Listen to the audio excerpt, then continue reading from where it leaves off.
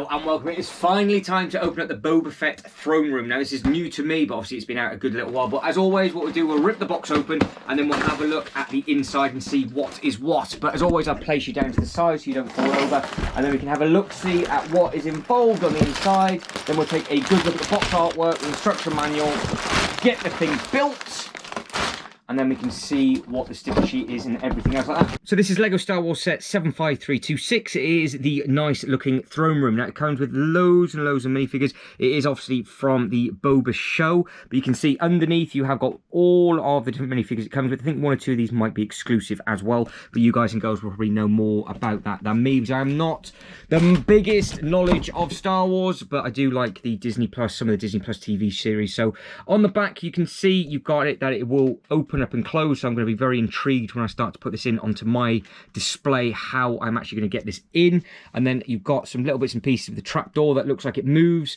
and then as we come across you have got the different options of it moving as well. So what I will do at the end of this video is actually try and get this set potentially placed as well, just to see exactly where it can go within my own display, because it is one of those that could be a little bit tricky. But again, going across the bottom you've got all of the different scenes that you can recreate, a bit like the cantina as well, so you've got all the little bits and pieces just on that bit. With regards to the side of the box, nothing on the side on there, nothing on the side on there. Okay, first thing first, we'll try and find the booklet so we can actually hunt the booklet down. Oh, hang on. Sticker sheet. So sticker sheet, there are 4 stickers. You've got 2 4s and 2 3s. So that's not the end of the world. So hopefully there is only the one sticker sheet. And then if I can find it, we have got a large chunky booklet. So within this booklet, how are we looking? So we have got nice bit of detail of the artwork on the front. This is a really nice looking coloured thing actually. And then on the inside we've gone for the bright yellow on the inside, which is always nice and it stands out nicely. Right, what do we have with regards to bag number? So bag number 1, you get 1 minifigure and it does that. Number 2, you just put the roof on. Number 3, you add on what potentially might be the backing, I guess. Number 4 then comes with 2 more figs, 5 another 2, 6 another 2, and it is done.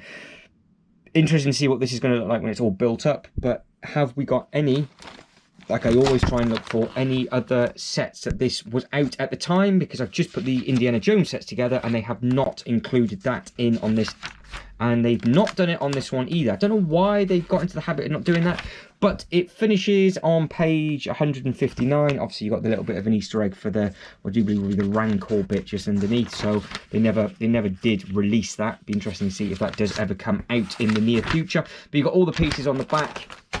Unless they've hidden it somewhere in the middle of the instruction manual, I don't think they have. But what we'll do, we'll go over the bags and just make sure there is only 1 of each. So you've got 1 3 1 6. Yeah, there's not going to be any doubles of anything. So bag number 1 looks like it's a big chunky bag. It's got a lot of the bigger pieces in, and then each bag is actually a good size. I think it's just under 800 pieces in total, this set, I do believe. So like I said, we'll get this built and then we'll have a look at all the minifigures and then we'll get it placed. Right, just like that, it is built and done. It's a cool looking thing actually, because I didn't realise how much it moves about. So the outer edges will kick in and turn around, and then if you were to spin it all the way around, the back then also opens up as well. So we will have a good look at all of the little bits and pieces that are on the inside. So if we spin him all the way around and check this out from the back first, and we'll just pan across, you can see it's got some pans, cups, bits and pieces. You've got a little ID pad just on the side. You've got some good places where you can actually put the minifigures as well. Then you've got some bones, which I'm guessing are from the turkey legs, which this thing does spin around, so that's a cool little touch. And there are some little details on the inside as well with regards to drink, a little bit of food. You've got some nice lighting when we get to the front as well. But it's one of those sets that, depending on where you place the minifigure, you can actually get some nice photos from. So you can actually place them from the side, you can get some minifigures on the side just there. You then potentially got some weaponry and everything just on the outside. This door does open up as well, so you can see it is on a mechanism where you will open up and back down again. And then as we come around, we'll come back to the front, and then we'll see what all the other little bits and pieces are for the detail as well. So again, This is now from the front, so you've got the throne itself. Obviously, that is the bit for the Rancor pit, as you would fully well imagine, because they did, I think, at one point make another older version of this with the actual Rancor set itself, but they haven't done it for this one, so it'll be interesting to see if that will be coming ever again in the near future. You've then got some more little tables and chairs that you can just have on the inside as well. So obviously it is the palace. Now, with regards to the minifigures, you can put them absolutely anywhere. You can, if you want to, sort of recreate a battle scene up at the top. If I was to then close it all the way in, so we'll go halfway first, you can kind of see just how much studdage it takes up. I will put this on an actual base plate at the very, very end of the video, just so you can see how much space it takes up. But if you wanted to clip it in on itself as so, and clip it in like that, then obviously you can do, and then that is now one piece. And that back bit that we were looking at, which is behind the chair, that can then come in, and then that will clip shut just like that as I push one or two of the pieces off. Not ideal, but easy enough to do. Now, moving on to the minifigures, we'll start off with this one. Now, I have not added on his sort of extra pieces, which is this bit for the visor, only because I've got the cats and I know that they are going to end up ripping that off, so I've not bothered to put that on. But you've got skin tone on this one, and you've got a nice little bit of artwork and paint on the back of the forehead onto the side. And then obviously you've got the face as well. You've got a nice cool little jetpack. Print on his arms look really, really smart as well. You've got the nice bright yellow. Then I've got the nice silver on the elbow. Now, if I do pop his head off and take the jetpack off, plonk this back on again, you can then see the detail that is actually on his back as well. He's got sort of a silvery bum rather than the jet black that they have been using in a lot of the other Mando sets. You've got the nice brown belt that comes across. You can see all the different patterns and everything. And again, on the side, you've got the red, black gloves. And then on the front, you have got the belt and some nice print on the front, including what looks like boot print. You've got the knees, the black and everything. So it's all very nicely printed on the front of the trouser, and then on the back it is completely plain. And then with the helmet itself, you have some nice print on there. So you've got the bits that go all the way across the top, and then you've got the red bit on the front. So that is all nice and easy, nice and simple. It does come with a good selection of minifigures, actually. There's 6 of them. Now this one here, really, really nice torso print on this one. Really nice sort of mint colour on the stomach. You can see it's got like almost like an open toe effect, and then it's got almost like an open thigh on the side. It's got a cut in for the stomach, a little bit of pattern on the chest, and then the facial print carries on to both sides on this one, so you have 2 completely different facial expressions. And again, on the back you can see where it kicks in, and then you've got the V bit on the back. The trousers themselves on the back, again, no print on the back, really nice print on the front. But yeah, the mint against the white I think looks really, really nice. And then you've got the really, really bright, vibrant pink hair. So I think that one's a really nice looking minifig. I think almost that's probably my favourite one from this set with regards to printage. I think it looks really, really nice, and obviously depending on where it is you want to put them in there and how you want to do it with regards to putting them on the actual sets themselves and getting some sort of different photography, then obviously you can do, because you are kind of spoilt for choice where you want to put these. And especially you can put all of them in at the same time. You can have it under attack, you can have it nice and simple, whatever it is you want to do. Now the guard, next one. Now this is a cool looking thing. Obviously it comes with its weapon, but their actual noggin is all one piece. So that is just one big mold on the front and on the back. So you've got all of the pads, you've got the different effect across the bottom just on there, and then you've got the smooth with the belt that goes across, and then you've got the different bit on the head. You've got the nice sort of nose with the teeth and the tusks and the ears and everything. So then you've got a nice shiny top half, and then the actual torso itself, obviously because it's completely covered, is just completely plain with the green arms, and then you've got the brown gloves. No print on his bum, and then he has got some thigh print. There is right across where the belt buckles would be on the other figures, where this comes down and meets. That will then, he says, you can just see how it goes from the feet, knees, thighs, and then it does link directly up to the top. There's no actual gap at the front, so you could get some very, very nice photos if you wanted to with them just stood at the front. And again, you can put them wherever it is you're thinking of putting them. So it's a nice looking minifigure, that one. Moving on to the next one. Now this one does not have a hair piece whatsoever. This one only has the singular face, but if we start with the back first, the back of the hair print goes down the back of his actual back for the hair as well, and it's in 3 separate plaits. So it starts at the top and carries on going down the back. I think that's one of the first times I've seen anything like that. And then there's a lot going on the back of this torso as well. You've got the belt that goes across, you've got the pattern that goes down the right shoulder. Obviously you've got the 3 ponytails. Again, back of the legs completely plain, front of the legs completely plain. plain. You got the brown hands, and then again the hair comes at the front as well. So you've got a lot of hair going on this one. So 3 ponytails at the back, 2 ponytails at the front, and then you've got the really nice mashup of print on the sides. You've got different texture on the cheeks, and then you've got the different pattern for the forehead, mouth, and obviously you've got the eyes and things on there. So it's a good looking thing. And the actual middle part of his sternum on the torso, that's got a really nice shine effect to it as well. So if you were to try and do your nice photos, that one should get some good photography out of that one. It should be quite photogenic is the word that I'm after.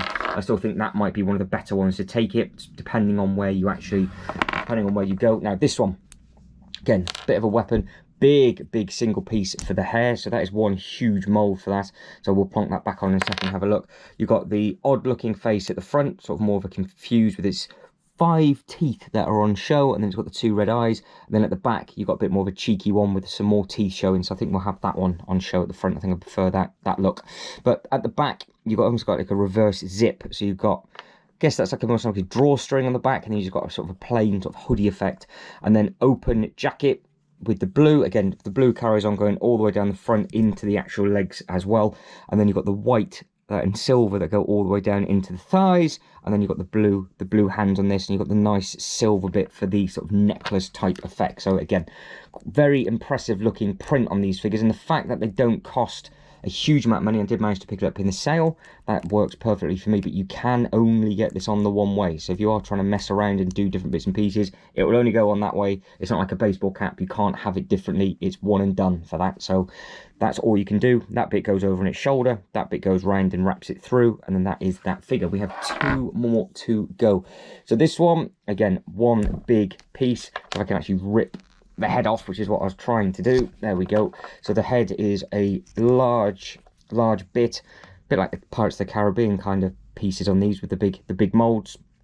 Again, got good texture on the back, nice eye print on the front. You've got the little bits and pieces going on with sort of his nose, and then you've got the dangly bits on the chin, and then you've got some good ears and everything on, and then the print on the torso again I think looks nice. You've got the little badge, all of the sort of the gold and silver up at the top. You've got the belt buckle, you've got all the patterns going on the middle, and then on the thighs and everything you've got a lot going on there, and then you've got the belt going across as well. So again, it's a nice looking thing. You can only have it again one way, but lots of print and detail on the back of this one as well.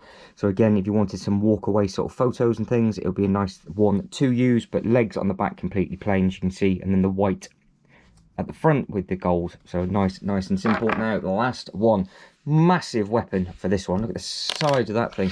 Get rid of that. Now the orange and the black I think works really well. Like I said, not a massive knowledge of the Star Wars itself, so it's not 100% accurate. I can't help you with that one, but the actual silver on the back I think looks really nice. And then you've got the 2 different expressions on the front. You've got the smug and eyebrow, so you've got the lip smug or the people's eyebrow on that one. The trousers completely plain on the back. Again, you can see the silver on the front. We'll put a hair back on, and then you can see all the detail on the front of her torso. We've got the little badge, little name tags, all the little bits and pieces on the side, and then you have got the orange and silver. You've got a nice shoulder print on each side on that one, and then again you've got the orange on the leg. So overall it is a really nice looking thing. I've repaired the back. I did push just one of those through a little bit too hard. Now I've got a 32x32 base plate. Let's do a little bit of comparison with regards to the sizing. So if you were just to prop this on underneath 32x32, you can just see how much that overhangs. That is obviously with it being completely straight. If you were to bring it in and push this back, will this fit on one singular 32x32? That kicks over that way, that kicks over on that way. So you are just overhanging ever so slightly. So if we push this over to the one side, you are overhanging by, we'll say 1, 2, 3, 4, 5, 9 studs. So it's overhanging by 9 studs on that, and then that is flat at the back as well. So you've got a little bit to play with at the front, but it does overhang. So if you are thinking of how you're going to display it on the shelf, but don't forget that does not include this bit opening up from the back as well. So it gives you sort of almost a good understanding of just how many different ways you can open this up. So we have that way if you wanted to display it. I now don't know whether to display it that way or straight, because we were discussing this in great detail in one of the lives that we've just done, but that is what it is straight. You might save some space with it kicked in, and then you do see a little bit of detail on the back, but that is only open for you to get the minifigures and get some nice photos and everything, and then you can just shut the back off. So for me, I would not have the back open, but then it's just very much a case of how would you display the front? Would you display it side on, or would you want to display it head on? The other thing I can actually compare it to for scale is actually the cantina. So can you see where the cantina finishes and the next one starts? Because they are identical sizes. So the edge of the cantina is this bit just here, and where it then goes to grey is actually the other unit. So if I just pull this one out for you, you can just see that they actually go hand in hand with regards to scale. Even though that set is much larger and it has a much higher brick count, the actual height of the sets are practically identical, obviously apart from the highest point where this bit's actually taller, but the main size structure works really well, and obviously the cantina folds in just like this one does as well. But I think that is it. So hopefully you found that one slightly useful. It is currently in a sale in the UK as well, so it is very good value in the fact that you do get 6 good minifigures, and it has a high brick count as well. And obviously the Star Wars sets are never the cheapest thing to get when they first come out, but currently with the large sale that this thing's in, I think it works very well. But guys, let us know in the comments below if you've got one. Let me know when you picked it up and how you display it and what you think of the minifigures, and if you are a Star Wars collector and all that sort of thing. Now there are lots of unboxing videos available in completely separate playlists, so if there's any of the sets that you're thinking of getting, hunt down that playlist. But guys, that is it. I am done. So you can like and subscribe and all that good stuff. That'd be absolutely fantastic. But as always, thank you very much for watching. You lot take care, and don't forget to the next one. Ta-da.